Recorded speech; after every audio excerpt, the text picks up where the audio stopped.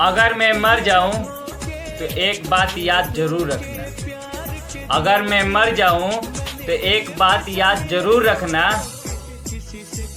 खुश रहना, अपना ख्याल रखना।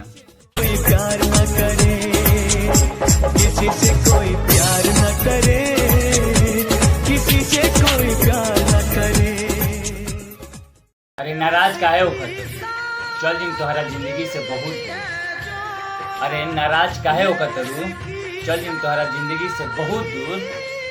जरा टूटल दिल के टुकड़ा तो उठा लेवे तो। अरे जितना मोहब्बत हम तोरा से करी ना उतना मोहब्बत तू एक बार करके तो देख। अरे जितना मोहब्बत हम तोरा से करी ना उतना मोहब्बत तू एक बार करके तो देख। कसम से तोहरा पे हम जान लुटा दे। अरे कसम से हम तोहरा पे जान लुटा दे। हम एक बार तू हमारा दिल में उतर के तो देख। अरे जहाँ भी देखो सबके मोहब्बत के बुखार हो गइल बा।